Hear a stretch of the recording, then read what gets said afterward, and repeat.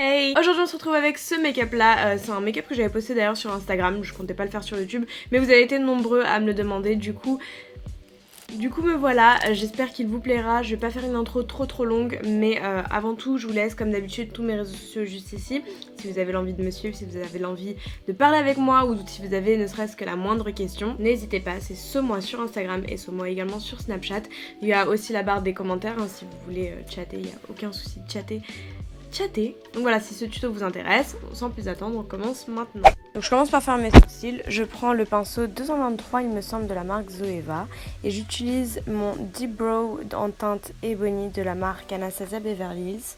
En ce moment, je jongle entre celui-ci et celui de la marque Kat Von D. Dans tous les cas, quand je fais des make-up un peu plus soutenus, je préfère utiliser tout ce qui est gel parce que je trouve que le rendu est plus joli, plus net et plus soutenu.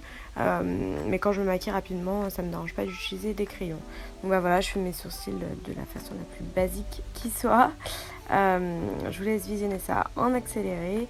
Et puis on passe au camouflage. Donc je vais prendre mon anti-cerne Tarte que j'ai en teinte médium. C'est mon anti-cerne favori. Et je viens un petit peu définir le tout. J'en mets sur un peu toute la paupière mobile. Ensuite je vais prendre ma palette Perfection de la marque Colourpop en collaboration avec la youtubeuse Sheila. Donc je prends un petit pinceau Morphe. De ce pinceau d'ailleurs je l'adore, il me semble que c'est le Y14, si je dis pas de bêtises je vous le mettrai en barre d'infos pareil. Donc je prends la couleur orangée et je l'estompe au maximum. Je continue ensuite avec la couleur marron, ce make-up il est vraiment pas compliqué. Donc j'estompe le tout et je sais pas pourquoi ça a commencé à faire une petite marque au niveau du pli paupière, mais c'est pas très grave parce que ça va s'estomper par la suite. Une fois que j'ai bien estompé tout ça, je viens faire mon cut crease, donc toujours avec le même anti-cerne et un pinceau plat. Cette fois-ci le pinceau plat vient de chez YesStyle, je vous l'avais montré dans ma dernière vidéo, mais il n'y a pas de référence. Donc ensuite je viens de tracer un petit trait avec du fard marron, comme si j'allais faire un trait de liner en fait, et j'agrandis le trait au fur et à mesure. Je nettoie le tout avec de l'anti-cerne et cette fois-ci je mets la couleur la plus claire de la palette sur ma paupière mobile. Je vous l'ai pas montré mais elle est c'est la couleur la plus claire tout simplement. Au milieu je viens mettre la couleur corail que je viens de vous montrer là pour le coup. J'en mets grossièrement et ensuite je prendrai un pinceau pour estomper le tout pour faire les transitions. Donc ensuite j'ai pris ce liquid shadow que j'avais pareil pris sur YesStyle et j'en mets uniquement sur le devant. J'en mets pareil grossièrement avec le pinceau et je viens finaliser le tout avec mon pinceau. Ce pinceau là vient toujours de chez Zoeva. On finit avec des fossiles toujours de chez YesStyle, vous les trouverez en barre d'infos. Et voilà ce que ça donne. Du coup en fond de teint je vais partir sur le Givenchy Matte Sim Velvet que je vais venir appliquer avec un Beauty Blender. Ouais c'est la bonne teinte. Et j'en mets volontairement beaucoup parce que j'ai envie d'un teint très couvert aujourd'hui. Alors comme anti-cerne je vais mettre le fond de teint NYX qui est un petit peu trop jaune et un petit peu trop clair pour moi. Par contre je sais pas ce qui s'est passé, la pompe elle s'est cassée. Du coup c'est une merde maintenant, pour le mettre je suis obligée d'enlever le capuchon et de le mettre comme ça là. Vous voyez comment il est clair? Et là je vais venir blender. Comme on blend, hein. J'aime trop ces Beauty Blender de Beauty Blender. Je les utilise vraiment tout le temps. J'ai toutes les tailles. La taille normale c'est celle-ci. Il y a la médium et il y a la toute petite. Et franchement c'est trop pratique pour l'anti-cerne et pour les autres parties des yeux. J'allais dire les autres parties du corps. Non. Si ça vous paraît jaune là, ne vous inquiétez pas, ça paraîtra plus jaune dans quelques instants. Une fois que j'aurai poudré, etc. Là du coup, avant même de mettre de la poudre, je vais venir mettre mes fards en dessous. Donc toujours dans la palette Perfection, je vais prendre ce fard-ci et ensuite je vais agrémenter de celui-ci tout simplement. Ensuite du coup ce que je vais faire c'est que je vais prendre mon pinceau, je reprends du fard marron et je vais tracer une ligne parallèle.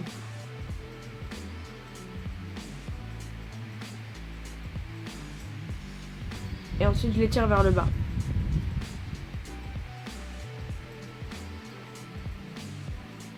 Et c'est maintenant que je prends un pinceau un peu plus fin, que je reprends du marron, que je viens mettre juste en dessous de la muqueuse. Et je viens le fondre avec le marron sur le côté en fait.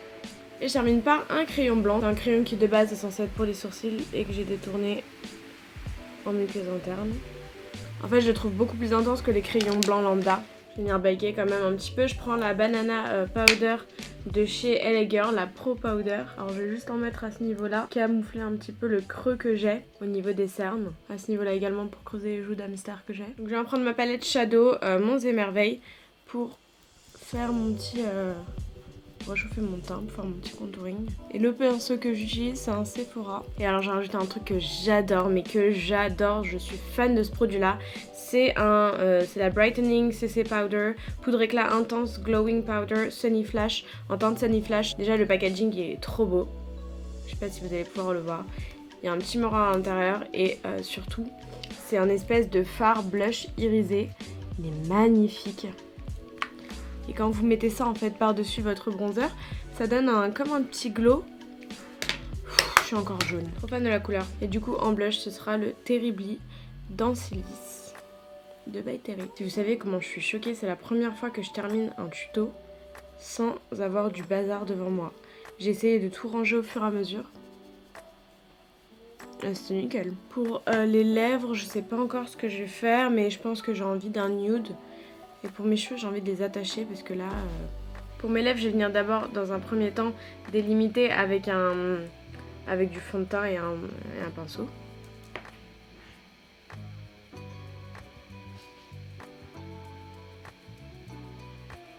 Je viens prendre un crayon Emma de chez Emma. Un crayon 09 de chez Emma. Et je fais légèrement les contours. C'est un crayon marronné tout simplement. Au centre, je vais mettre un 05 Loyalist de chez Maybelline.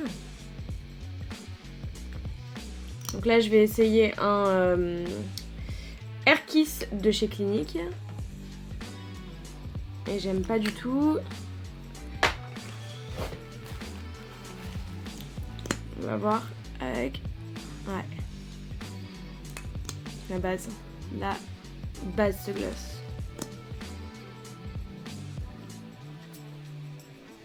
Vous avez deviné lequel c'était? Fenty Beauty bien évidemment. Bon là ça m'embête grave de coiffer mes cheveux alors qu'ils sont tout propres. But do it for the gram. Cette coiffure là, ce make-up il va pas du tout avec une coiffure comme ça. Donc pour les plaquer, je prends The Flatliner de la marque Schwarzkopf Oasis Plus.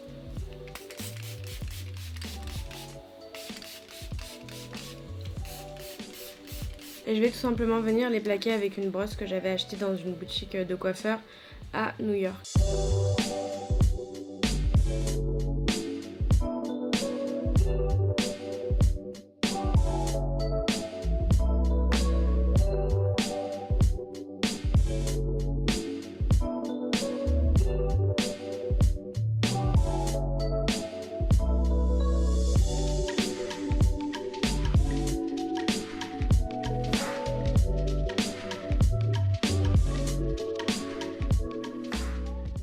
On en a fini pour le look, j'espère que ça vous aura plu. Je vous fais tout plein de gros bisous en attendant la prochaine vidéo. Prenez bien soin de vous et à très vite. Ciao ciao. Mouah.